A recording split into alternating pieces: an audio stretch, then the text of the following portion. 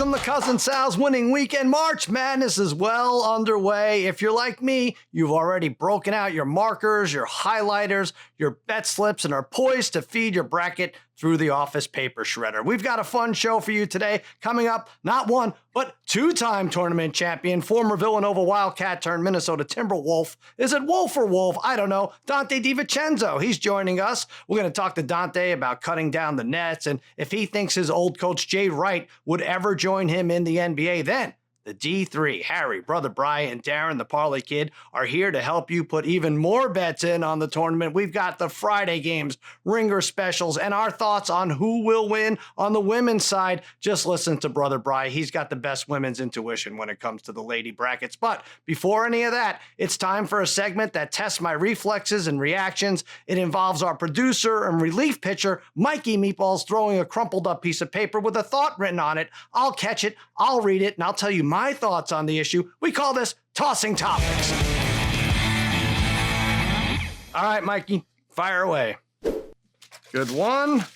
This is Belichick picture. Oh, I know this picture is a week old, but I simply cannot look away. I don't think I'll ever look away. In fact, I'm going to order a print of this for my house on Framebridge. 72-year-old Bill Belichick and his 24-year-old girlfriend, Jordan. There it is. They're doing a beach balancing act. I'm not sure if this is a real story or a White Lotus story arc, because this was my genuine reaction.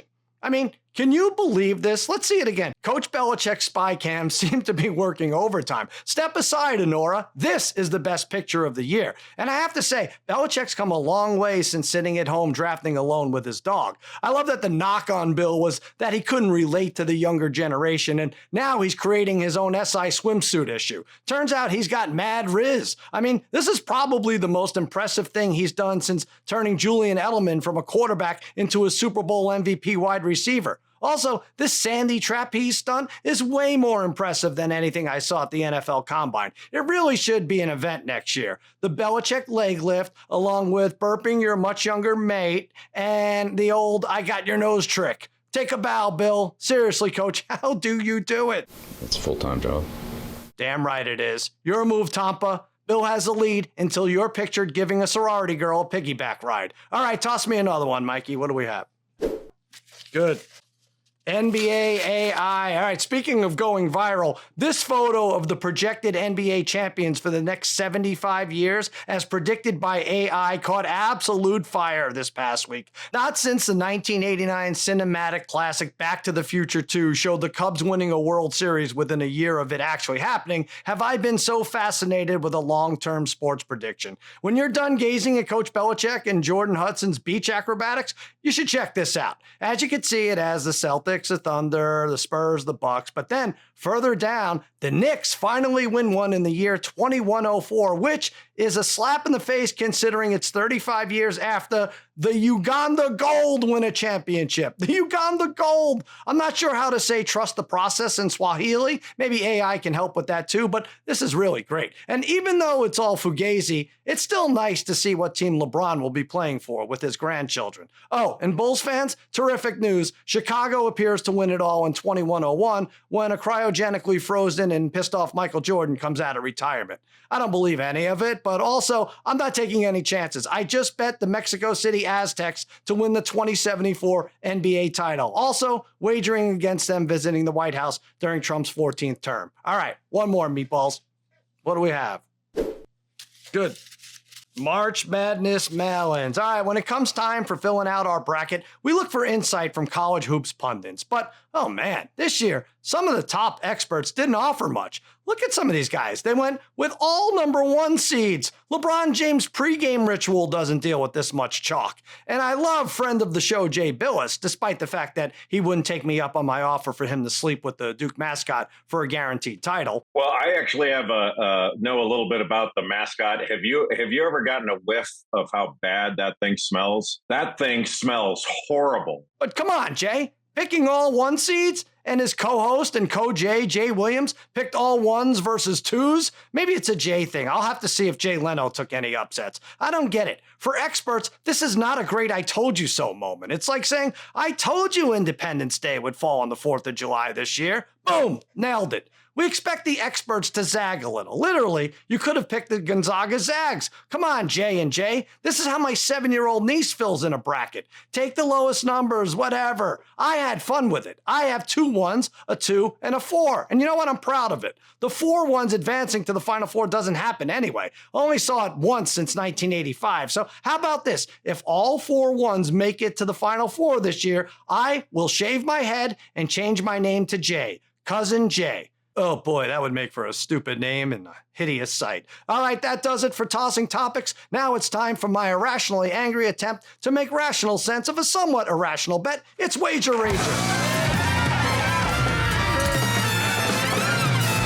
We're a few hours into the tournament, and I'm already looking at the next round. FanDuel allows you to bet teams to make the Sweet 16, which is nice that the tournament still shares the same distinction with an old MTV reality show. I look forward to them switching up the format so that quinceañeras become prominent in March Madness. But anyway, enough nonsense. Here's the Wager Rager. Maryland to make the Sweet 16. Just need them to win their first 2 games. The Terps are an impressive 25-8, 14-6 in the tough Big Ten. In a couple hours, they open against Grand Canyon, which, let's face it, is a national park, not a basketball powerhouse. Nice job getting here, Coach Bryce Drew. But also, you lost to Cal Baptist by 14, so I'm not worried. So on to the weekend game, which is either against Colorado State or Memphis. And here's the skinny. The Tigers turn the ball over too much, and the Rams have trouble rebounding. And that's basically that. I get it. The Maryland team has no bench. The Crab Five, as they're known, are the only members of the team who average 4 points or more per game. But give me Derek Queen on the inside and Jacoby Gillespie on the outside, and that's all I need. Crab Five, get it done.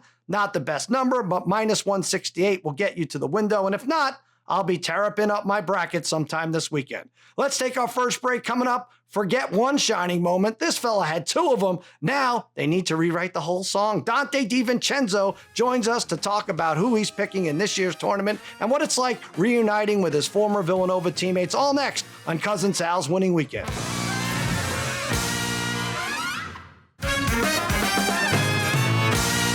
All right, welcome back to Cousin Sal's Winning Weekend. Let's bring in our guest. He cut down the nets twice, winning a national championship with Villanova in 2016 and 2018. And now he's knocking down big shots with the Minnesota Timberwolves. The Big Ragu, Donte DiVincenzo, is here. What's happening, Dante?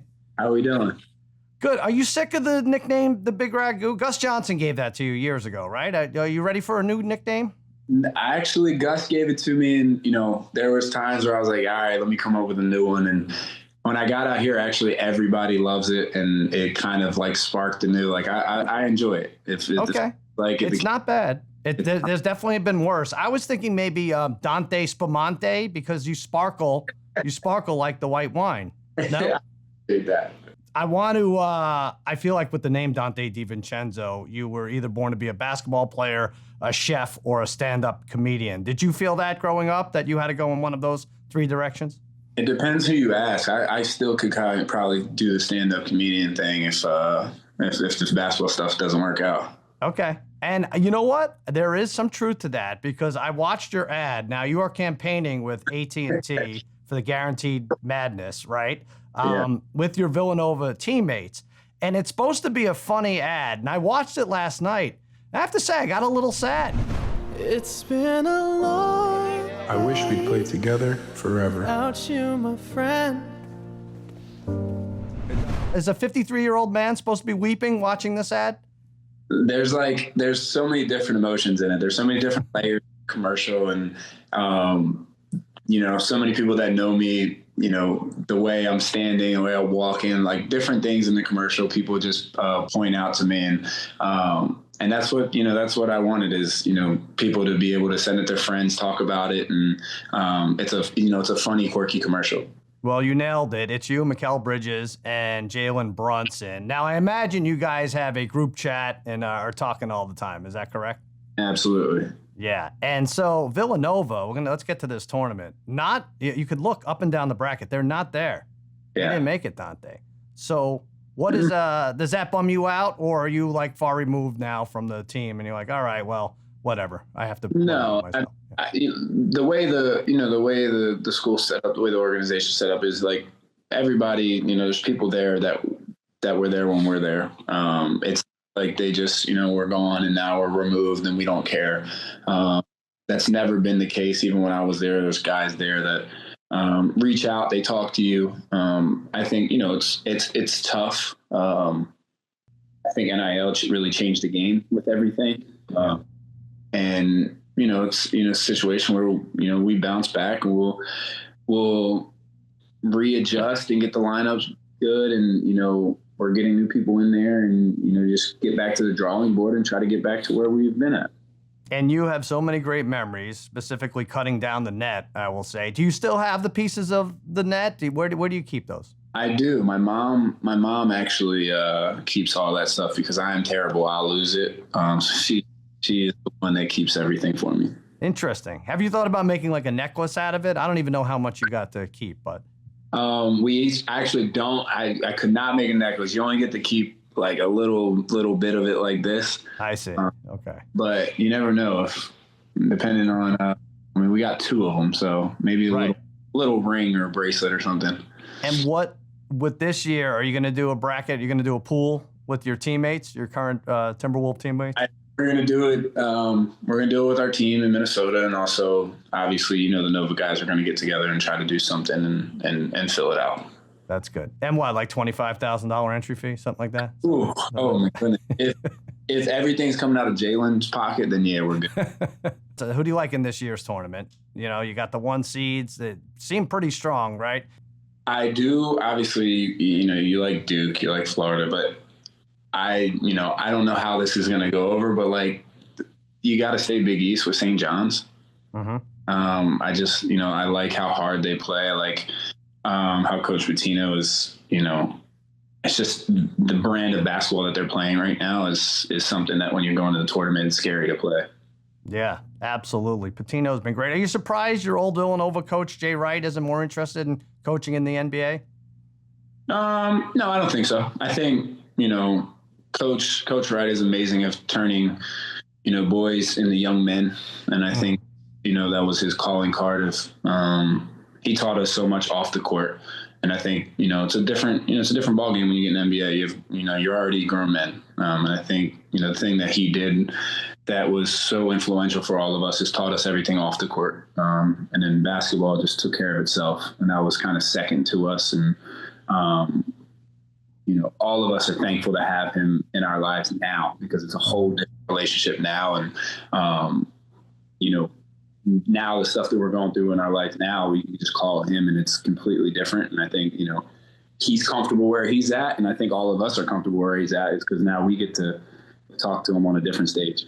That's nice. And, you mentioned how NIL has changed everything. Before you signed your rookie contract, you made an Instagram post that went viral showing your bank account, and it was down to $3 and change, right? Yeah. And so then I'm sorry. So when you get the big check, the first check, what's your big purchase? What's your big first purchase? Or do you want to sit there for a while so you could stare at a nice number? I was not a big purchase guy. I was I was a put it in the bank account and, do your normal stuff. You get a car whenever you move somewhere and you get your apartment. So that was my big stuff. But I'm not a jewelry guy. I'm not into all the flashiness. So I like to save my money. I wonder if the NCAA saw that and said, well, this is the last straw. We have to start NIL deals. And that was coming off the championship too. That was right. I wish we had NIL when we were in school. Yeah. When if you would have put the net that you cut down up for sale for like $15,000, maybe that really would have pushed it too. Exactly. I want to quickly talk about this NBA season. The Timberwolves, you lost in overtime the other night, but how are you feeling about the chances the rest of the way? I think we're coming together. I think, it took a little bit longer than everybody would have liked, but I think the locker room, the coaches, everybody's staying together and we see what we can become. And we're not focused on anybody else in the standings. We're focused on ourselves, see if we can climb up a few spots to finish out this regular season.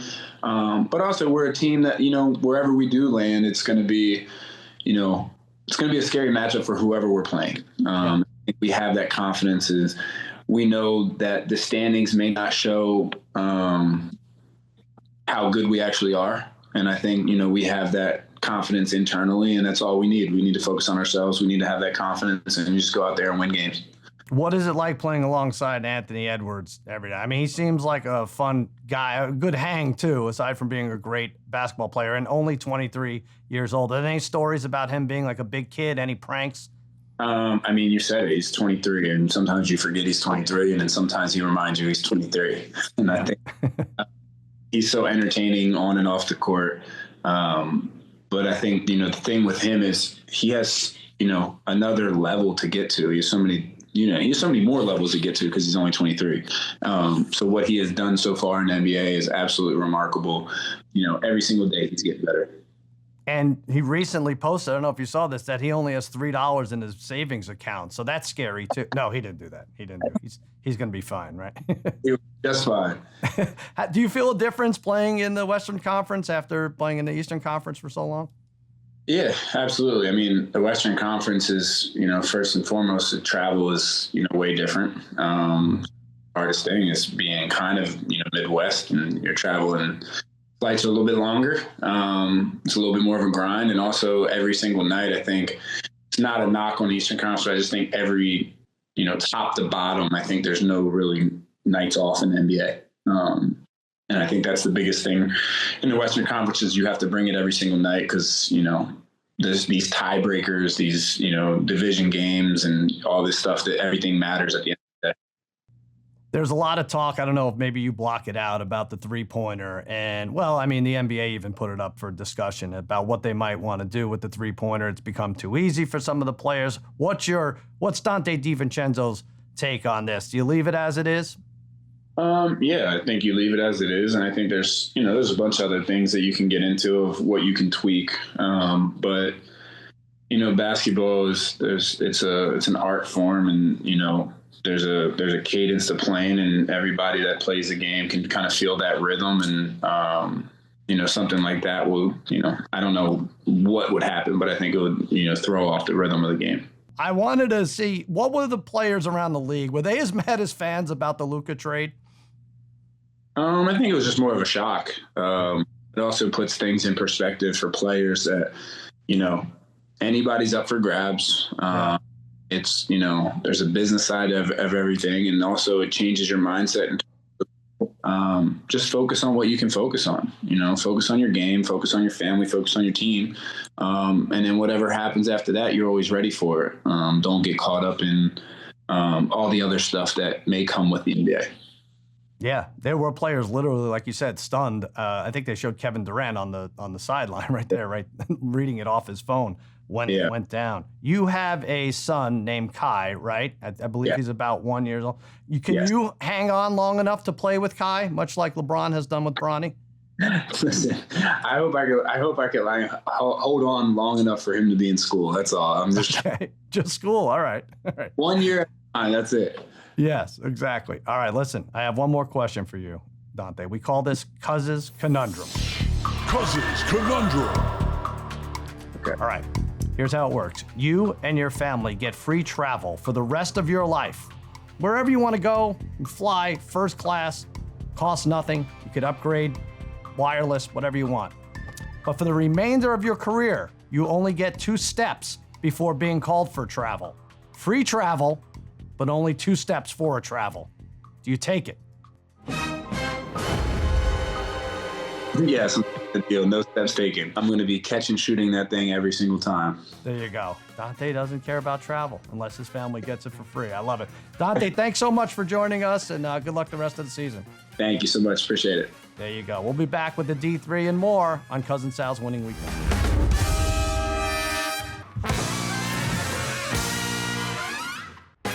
All right, welcome back to Cousin Sal's Winning Weekend. Time to bring in the boys, my very own bracket busters, my wizards of wagering, my gurus of gambling. They're my barons of betting, and they're my overlords of the odds from the Against All Odds podcast. The D3, Harry, Brother Bry, Darren, the Parlay Kid. What is happening, fellas? What's going on, Sal? Hey, Sal. What's going on, buddy? All right, NCAA tournament. Let's each pick 2 Friday games. We're a day in now. Parlay Kid, start us off. You're going a 7-10 matchup. Yes, I'll be taking St. Mary's here, -4.5 over Vandy. 17-1 in West Coast Conference play. 2 regular season wins against the Zags. So they're the 5th best defense in the nation, giving up about 60 points per game. Also one of the top rebounding teams in the country as well. They also allow the fewest three-point attempts, so the defense does get out and guard that three ball. Only one road loss this year. They have a quad 1-2 record of 10-5 compared to 9-12 for Vandy. Defense wins championships. Won't be the case for St. Mary's, but it's good enough to cover the spread in this one, Sal. All right, so that's 4.5. Yeah, the 10-7s are tough, right? Because I think the 10s win like half of those battles in the last 20 years. But yeah, St. Mary's, Alabama would be a very underrated second round game. All right, Harry, you have the Akron Zips, right? I do, and I like them so much, Sal. I don't want the 14.5. I'm doing an adjusted line here at plus 8.5 at plus 215. I don't trust this Arizona team at all. First, they're just 5-6 straight up in their last 11 games. They rely too much, I think, on ex-Tar Heel Caleb Love. And let's not forget, just 2 years ago in this spot, the Wildcats, Sal, you remember this, lost to the 15 seed Princeton Tigers. Look, the MAC has made some waves before in the tournament. In 2018, our own Mikey Meatballs' Buffalo Bulls beat Arizona as a 13 seed by 21 in the first round over the Cats. And this Akron team has 28 wins. They are 20-1 in their last 21 games. Give me Nate and Tavari Johnson to keep this close, to make it a game. And I'm taking less than the real line here and get a real good price at plus 215 with 8.5 points with the Zips. I wanted to take this as a big upset, and then I was looking a little. And they lost by 19 to St. Mary. Sorry to rain on your parade, Harry. And they lost by 19 to Milwaukee, and I think they lost by 16 to Yale. So, and then I saw you picked them, and I know you only took them because they're the Zips, and it starts with a Z. You like weird. Harry rooted for the Quebec Nordiques to a point where he had a Quebec Nordiques jacket. Why, Harry? Tell everybody why. Because they're the only team in sports that had the letter Q in their name. That's right. And for that, he spent upwards of $17 on like this. By the way, if I took a boat from where we went to college and where I grew up and went from Lake Ontario to Quebec, it would probably only take me about 2.5 hours, right? Oh, really? Okay, you should try that. Actually, we'll wait. We'll stop down and wait for you. Maybe I'll swim. I don't know. Brother Bry, the Red Hot Tar Heels. My goodness, Tate Frazier's team. Minus 1.5. They're giving 1.5. They almost didn't get in. They should have got in. Yeah, crazy. Yeah. You know, it's crazy to think. Yeah, I didn't think they deserved to get in either, but I'm going to take UNC minus 1.5 over Ole Miss here. You know, they played out of their minds against San Diego State. Quite impressive to put up 95 points on a team like that. And I don't think this UNC team is done just yet. You know, they may be playing the big bad SEC, but you know, this team in the last game and a half, right? The second half in Duke, and then the way they played against San Diego State has played really great. They're kind of pissed off, right? They heard everyone say they don't belong, and almost everybody said that, right? So they want, in order to silence the critics like fully, they still have to win this game now. That was a play-in game. They have to win this game to really silence the critics. I do think they're a little better offensively than Ole Miss. So, you know, I think they beat them in a rather high-scoring game. This is like, I think Tate said, this is the most bulletin board material ever offered, right? By pundits everywhere. And Carolina just sees the opportunity, and Ole Miss might be a problem. And by the way, if they do get to the second round against, we think, Michigan State, that just resets, right? Mm-hmm. If we're getting, that'll be a third round game, actually, right? Yeah, that'll be a Sweet 16 game. Sweet 16, if we get to next week and that's a Sweet 16 game, that's fun. I mean, that's like a 1 or 2 point toss-up game, probably maybe a little more. All right, I'm taking New Mexico plus 3.5 over Marquette. You know, I like Marquette and Shaka Smart. I had them the tournament. I bet them a couple times in the Big East tournament, but I don't trust this version of Marquette. I really don't. They were a 2 seed last year, the last 2 years, and even then couldn't get past the second round. They probably should have lost that game to Xavier in the Big East tournament. They won by 2. For New Mexico, Donovan Dent, one of the best point guards in the nation, averages over 20 points a game. Marquette also doesn't really match up size-wise up front. Junior Joseph's a force at 6'11". I'm taking another 10 seed, another Mountain West team, although the Mountain West does not do well. I think they cover like a third of their games the last 20 years, but let's go Richard Pitino, plus money, plus 138, and I'm taking plus 3.5 right here over Marquette. All right, let's do another 4 here, Parlay Kid. Start us off. Yeah, Sal, we're going to be taking Maryland here. So I know you're high on the Terrapins, as well, Sal. Yeah. In this tournament. I like them Grab in here. 5, baby. I Yeah. like them, right, at least in this first round game, minus 10.5 over Harry's team, Grand Canyon, right? Harry's neighborhood team right there. And I think Harry, we'll talk a little bit about Grand Canyon in a second, but Maryland is very deep, Sal. They got 5 players who average 12 points per game or better. That's almost unheard of in the NCAAs. Shoot a solid 37% from 3. Freshman Derek Queen is becoming a major factor here. And Grand Canyon, they become like a fashionable name to pick in upsets over the years. But this Grand Canyon team, Harry, am I right when I say they aren't as good this year as they've been in the past? Their efficiency ratings and stats are down this season. Maryland coasts in this one, Sal. They're playing some great ball right now. I think this is a good pick, and I think this is the time to take a team like Maryland, who, like you said, the first 5 are really solid, not very deep. I think their bench, you're not going to find a guy that averages more than 4 points a game, but it won't matter in the first round. And like you said, this Grand Canyon, a little bit fraudulent. They lost by 14 or so to Cal Baptist early in the year. So I think double-digit Maryland favorite is nice here. All right, Harry, you want to defend your Lopes? You're right in your backyard, or go ahead. I will say that they are making the tournament for the 3rd straight year, which is pretty impressive. But they did. They were not the number 1 seed. They were the number 2 this year. So Darren's right, a little bit down this year. But I'm going to go Mountain West here, Sal. I'm going to go Colorado State money line as a 12 at minus 125, the favorite over Memphis. I'm going to take the Rams. The Rams are seeded 12, like I said, in the West region, and as the favorite now. Memphis does have some injury concerns as well. Colorado State's in 10-game winning streak and are led by the second leading scorer in the Mountain West in Nick Clifford. Clifford is certainly capable of carrying Colorado State and the Rams on his back, being the scoring leader in 13 of the last 15 games, Sal, and his last 4 games. Clifford's gone from 36, 25, 26, 24. Rams roll into the next round. All right, so this is the matchup that we think, Parlay Kid, Maryland has to wait for to see if they play this weekend on Sunday. By the way, Harry, Coach Penny Hardaway from Memphis says the disrespect is real. Is that true? Well, we'll see. We will see Friday. Yeah. Okay, we're going to see. We'll see if it's real. All right, Brother Bry. Wow, last game of the night. How could you? How could you? I know. Look, they don't have to win, Sal, but I'm going to take true. Liberty plus 6.5 against Archie's Oregon squad here. You know, this was 7.5 not too long ago. It seems like there's some money coming in here on the Liberty side. And although, you know, Oregon has been playing very well, but this Liberty team is good. They shoot the lights out from 3 at 39%. They're an old, experienced team. They have 6 guys who average at least 9 points per game, and they're even a better defensive team. So I don't know if we'll necessarily get the 12-5 upset here, but I really like them getting the points in what I think is a close game. I don't think necessarily Oregon just blows out anybody, so I'm going to take the plus 6.5.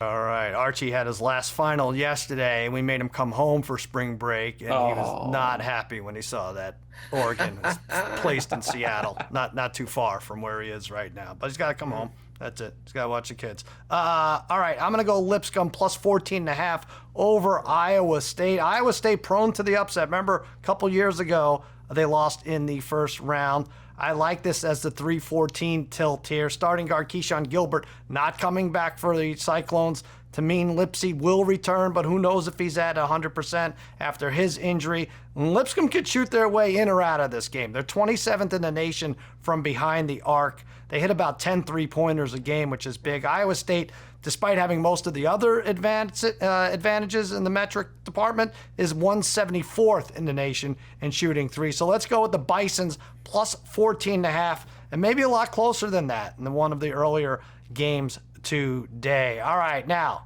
we saw a different kind of March Madness this week at Madison Square Garden, where there have been lots of memorable moments. This one was memorable for a different reason. SNL alum Tracy Morgan was sitting courtside at a Knicks game when he vomited all over the hardwood. It had nothing to do with losing a bet. That's when we usually do that. It turned out it was food poisoning, and thankfully Tracy Morgan is doing okay. But it got the make-believe riverboat captain thinking, what is the craziest thing we've ever seen courtside at an NBA game? Is it Tracy Morgan vomiting at 3-1 odds? LeBron getting into it with Stephen A. Smith, 5-1 odds? Reggie Miller giving Spike Lee a choke sign, 10-1 odds, or Larry David tripping Shaq at 40-1 odds, or You can go with the field at even odds. Parlay Kid, start us off. You taking one of those 4 or the field? Yeah, I'm going with this Tracy Morgan story, Sal. You would think I'd be used to people vomiting in public growing up with you, Sal. Right. You were quite known for it back in your heyday. Probably still known for it at times. But am I going to buy the food poisoning story? I'm not too sure if I'm really buying on that one.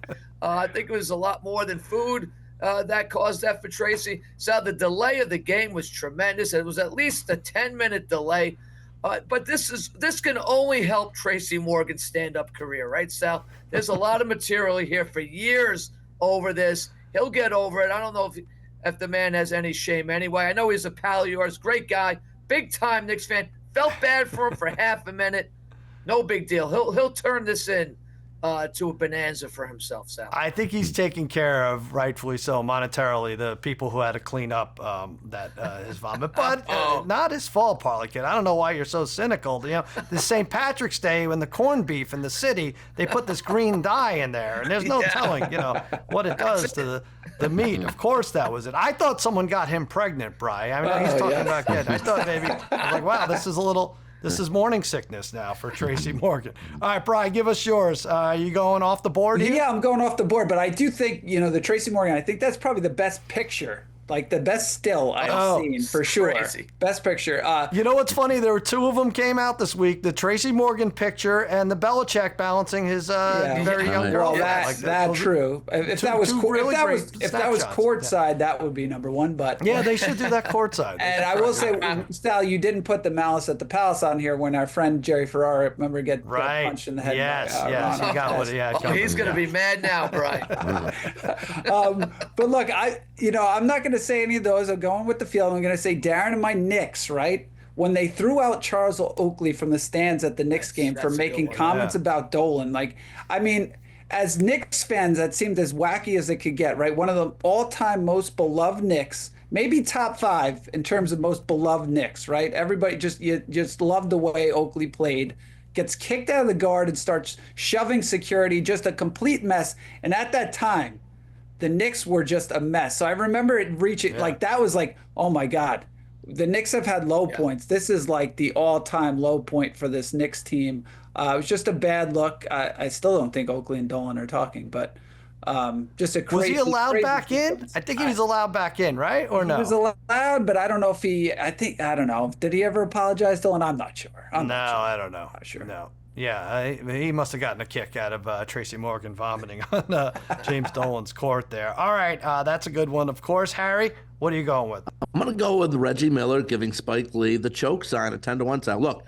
Many at Madison Square Garden, just what we're talking about. Crazy. Well, Reggie and myself have something in common. We both made Spike Lee look like a chump.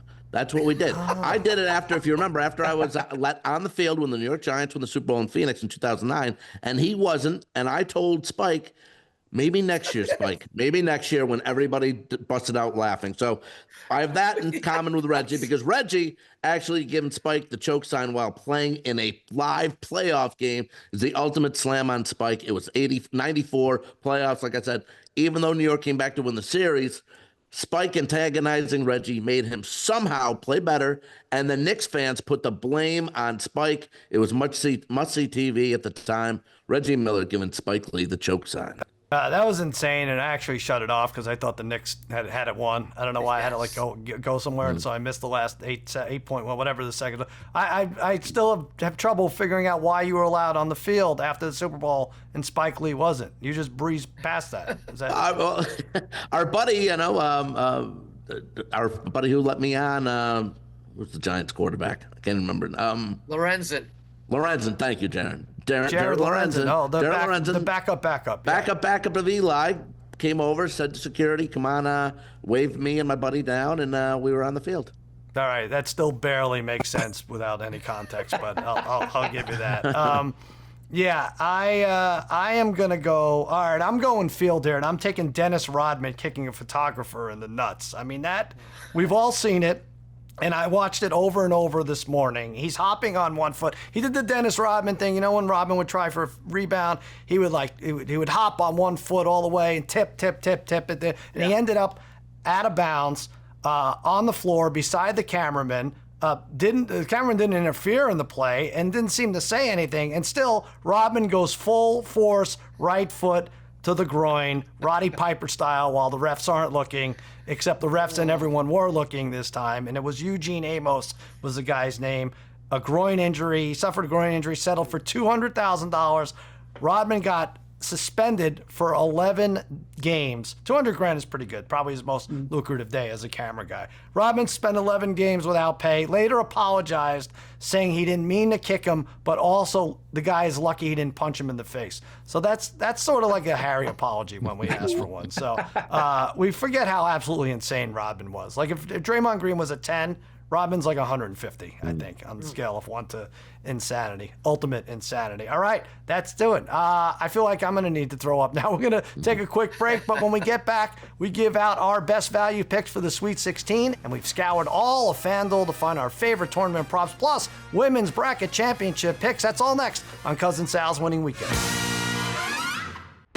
All right, welcome back to Cousin Sal's Winning Weekend. Still here with the D3. Let's keep the tourney talk going as we look ahead to the Sweet 16. And by Sweet 16, Harry, I'm not talking about Reese's Sonic Blast. I mean value for teams playing today and then again on Sunday. You get it, right? I got it. Understand? All right, so let's do it. Let's start us off. I actually did it in Wager. I like Maryland minus 168 to make the Sweet 16. They're going to win a couple games. They're going to beat Memphis on Sunday or Colorado State, and they're going to breeze by Grand Canyon later today, and that's going to be that. They have 5 players that score and only 5 players that score, but that is going to be beneficial in these early rounds, and the Terrapins are going to get to the Sweet 16. Parlay Kid, give us a number here. I think you're going against me. Oh, no, yes, you are going against me, right? Yeah. Going against you here, going to Team Harry, we already talked about in Colorado State to reach the Sweet 16. Kind of a lot of people are going with this here, Sal, because they've been red hot. One of the hottest teams in the country coming out of the rugged Mountain West. Obviously, I already talked about them being favored as the 12 seed over a Memphis team that's dealing with some injuries. So I like them in game 1. And then going against Maryland probably in game 2. All right. Harry, you like Iowa State. I took Lipscomb against them. Not necessarily to win, but that's a scary 3-14. Got some weird injuries maybe coming in and out of here, but you like them to make the Sweet 16. Yeah, you're right. I'm going to take them at minus 142. You mentioned they are dealing with some injuries to starters, Gilbert and Lipsy, but they both should be ready for round 2. You mentioned the first. You do like Lipscomb, though, Sal. Their only victory versus a team that's made the tournament is Wofford, and the Terriers were a 6th seed in the conference tournament. Iowa State was ranked 2nd at times this season.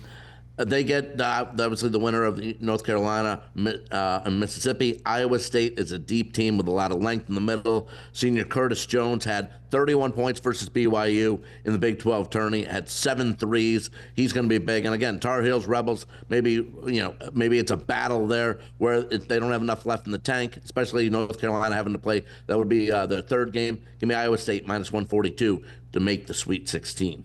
All right, Brian, I was looking at Kentucky, and obviously a big name if you're just filling out brackets and not paying attention, but also they're kind of like in a super strong SEC, not even mentioned within the top 3 or 4 or even 5 sometimes. Could people be sleeping on them? Not you, though. Plus 112 to make the Sweet 16. Yeah, I'm actually a little surprised that you're getting plus money for them to reach the Sweet 16, especially right against Troy in the first round. They're minus 650. So while they didn't necessarily end the season that well. They had a lot of good non-conference wins to start the season. I think that's why they got a 3 seed, right? Technically, I felt like they probably deserved a 4. But they are ranked 16 in the Ken Palm, one of the better offensive teams in the country. If they play a team like Illinois, I really like them in that matchup. I just didn't want them to play Texas here. But if Kentucky has to go Troy, Illinois, just say that's not a bad road to the Sweet 16. Even though I feel like Illinois could very well get upset in that first matchup.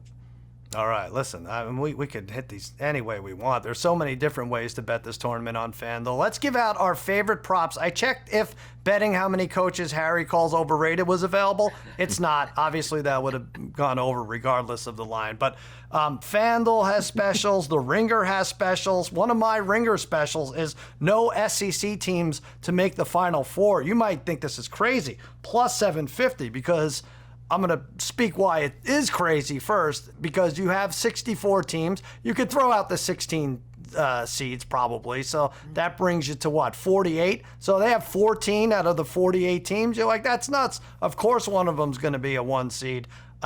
Make it to the Final Four, rather. I don't think so. In fact, first of all, you have 3 games that could knock out 3 teams automatically before the weekend. Probably 2 or 3 others would leave. I think you have probably 7 or 8 going into next week. My Final Four is Houston, Michigan State, Duke, and Maryland. Incidentally, pays 172 to 1.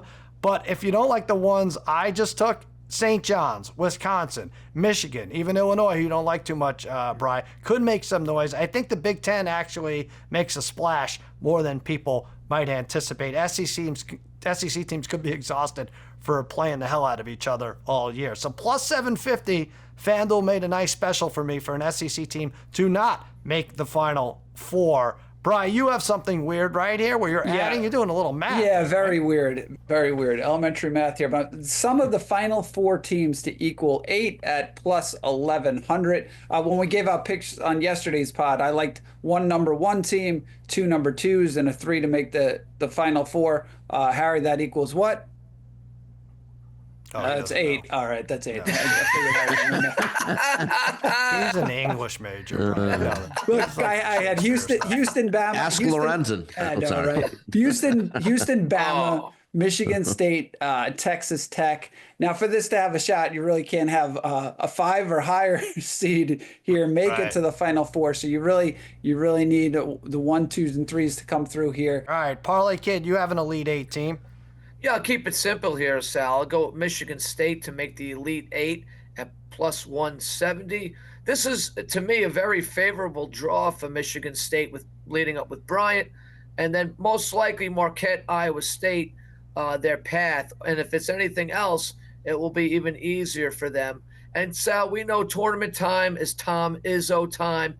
56-25 in this tournament. He's made the Elite 8 10 times during his Michigan State coaching tenure. There's 56 wins, ranked 6th all-time. This team goes 10 deep and will shift minutes based on matchup. They rank 2nd in the nation in three-point defense at 28% shooting against them and 13th in rebound. These are Izzo's strengths. These are the type of teams that Izzo loves. Rising star Jace Richardson is a fearless young guard surrounded by veterans. I really like this Michigan State team here. Take him to reach the Elite 8 at plus 170. I think Tate and I were talking, I think he's made 8 Final Four appearances, Izzo, in the last 30 years or something, 28 years, something. Yeah, that's just correct. The nutty resume. All right, Harry, speaking of nutty resumes, go ahead. Give us yours. Look, I know Big D mentioned St. Mary's. I'm going to take him here to make the Sweet 16, Sal, at plus 310. The St. Mary Gales are tournament tested. Meanwhile, Vandy is not. The Gales avoided the 8-9 seed game, and remember, they won the West Coast Conference regular season, not Gonzaga. They'll probably have to take down 2 SEC schools, Vandy, and then Alabama.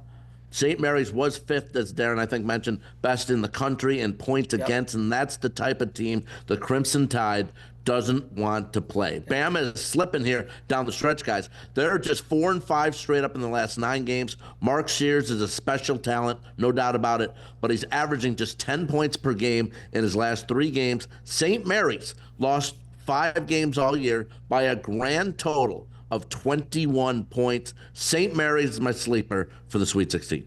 All right, all this Mary talk makes me think we have to go to the women's bracket. We have to do it. South Carolina, defending champs. They are, again, the number one seed. But is anyone taking them to repeat? They're plus 230. UConn, you can get plus 250. UCLA, 6-1. Texas, 7-1. Brian, I'm going to go to you because you're the only one who knows what they're talking about. Yeah, look, I could talk about this all day. We could have started this one first, but I'm going to go you have 45 seconds. I'm going to go with UConn at plus 250. Look, I gave them out at the beginning of the year. I think I gave out UConn, and I did like USC a little bit. Last year, South Carolina by far was the best team when it came into this tournament. But look, the one thing I'll say is I absolutely hate that they put the two biggest stars in the same bracket with Juju and Page with UConn and USC. UConn, though, look, they have not won a championship since 2016. If they are going to win it, another one for Gino, this year with Page is going to be the year. I really like their chances here. I mean, you're not getting great odds, but at plus 250, really like them. And I have some other prop for you I will give you guys separately. All right, Bri. Yeah, I mean, I feel like I shouldn't take anything here. I mean, you're the expert, and now I'm going against you in the same bracket, but I'm going USC 8-1 odds. I look at their schedule. They took 2 of 3 from UCLA. They lost the last one in the tournament, in the Big Ten tournament last week. They did beat UConn by a bucket. You mentioned that earlier in the year. They have this one player, Juju Smith-Watkins. Is that her? No, that's it. Juju Watkins averages almost 25 a game. Obviously, a national treasure. 1 seed, first 2 games in LA. They have a path to play UConn right there to get in the Final Four. The Trojans held opponents to a lowly 36% shooting in this season and almost 7 blocks a game. 30-2 record and 8-1 odds. I think it should be a little lower than that. But like you said, they would match up with UConn. All right, Harry, give us your pick here. I'm going to take Texas at 7-1. They finished the SEC regular season tied with South Carolina at 15-1 in the conference. They went 1-2 versus South Carolina this year. Are you sure? Yeah, they went 1-2 versus South Carolina this year. That was 2 losses. Their only other loss of the season was an overtime to Notre Dame.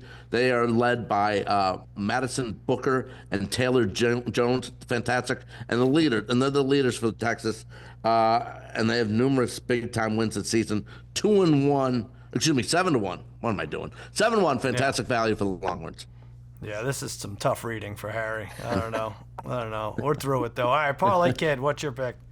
Yes, Sal, I'll go with your hometown team here, the UCLA Bruins here at 6-1, 30-2 on the year, Sal. And as you mentioned, their only 2 losses came to USC, who then they avenged those 2 losses in the conference tournament final game there. They're probably the best female program to never make a Final Four, and it's going to change this year, Sal. This team is the real deal. All right, there you go. Thanks, fellas. Harry and I are going to be at the Kimmel Comedy Club tonight in Vegas. We're going to give away money. We're going to give away bet slips. And Harry Speedo, he's going to sign it. He's finally agreed to part with it. All right, fellas, enjoy the games this weekend. We'll be right back to close things out on Cousin Sal's Winning Weekend.